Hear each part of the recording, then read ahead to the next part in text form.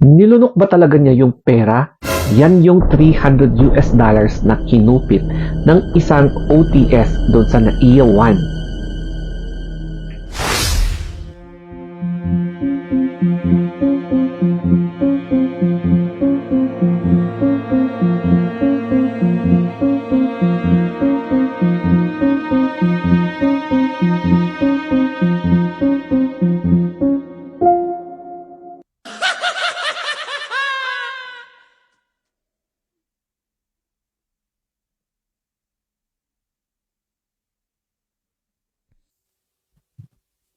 Ito yung aktual na inilabas na CCTV footage ng Office of Transportation and Security ng NAIA. So, nangyari yan sa NAIA Terminal 1. Kaya panoorin natin yung buong pangyayari. Makikita nyo talaga dito sa CCTV footage na etong babaeng ito ay tila merong sinusubo sa kanyang bunganga. And naloka ako kasi nung pagkatapos yung isubo sa bunganga niya ay uminom siya ng tubig. So I'm not sure kung nilunok talaga niya yung perang yan. And yan na pala yung kinupit nilang $300. So kapag papapalit mo, pwede siyang umabot sa halagang 15K if I'm not mistaken na. And yan ay galing sa bag ng isang Chinese national na papalabas sana sa bansa natin. And syempre, naloka ang biktima dito no, na Chinese national. Bakit nawawala yung pera na nilagay niya sa bag niya noong pinaskan niya sa x-ray machine. So, nangyari ang insidente niyan noong September 8, 2023 sa NAIA Terminal 1. Kaya, grabe no, nakakahiya talaga. So, syempre, huli sa akto sila, no?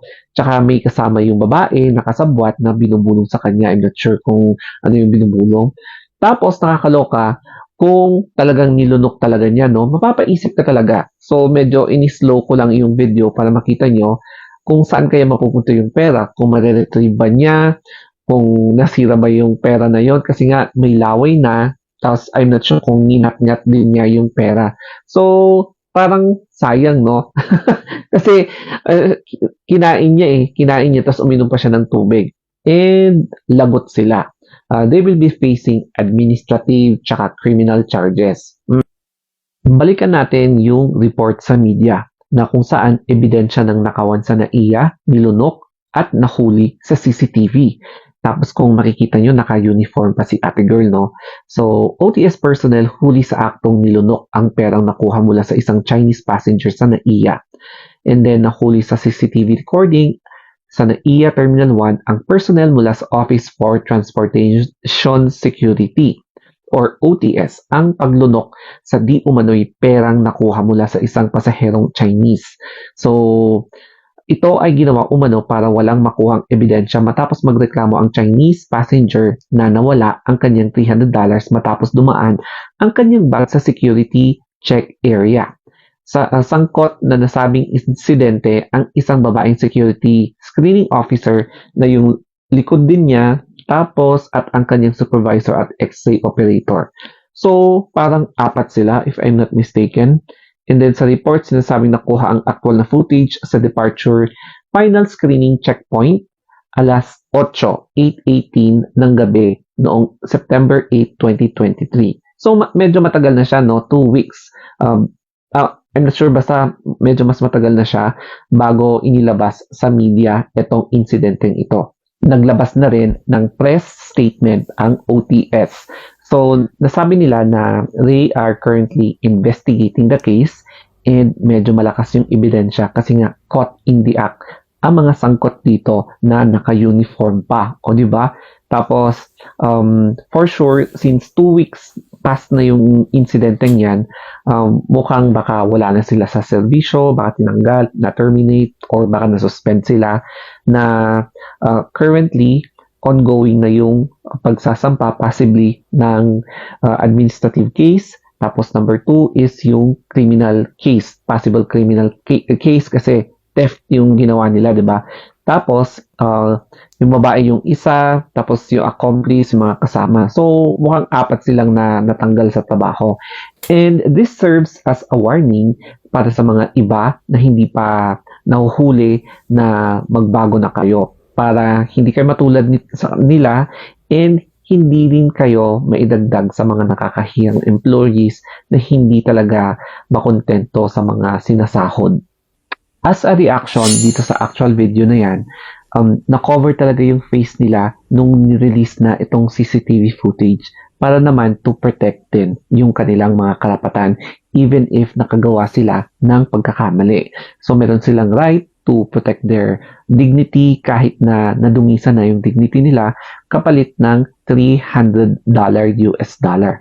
So I'm not sure kung saan nila paggagamitan yon, pero parang binenta mo na yung kaluluwa mo, no?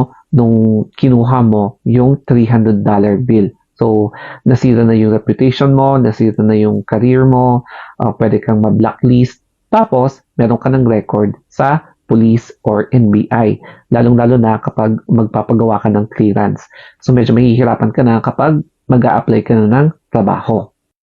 Ito na ang ating possible tip, no? Importanteng tip, lalo na kapag approaching ka sa loob ng airport.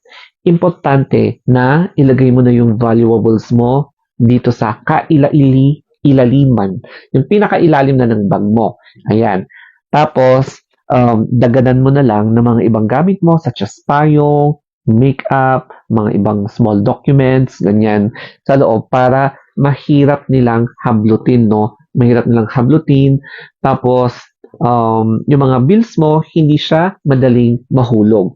Unlike here, dito, ayan. Kapag ilalagay mo kasi dito, pwedeng mahablot agad, no? Maipasok agad yung mga kamay, lalong-lalo na kapag nasa, conveyor belt yung bag mo, medyo slow siyang umusad kasi 'di ba kapag nagpapa-x-ray ka ng bag doon sa airport or sa LRT, MRT may ganun din.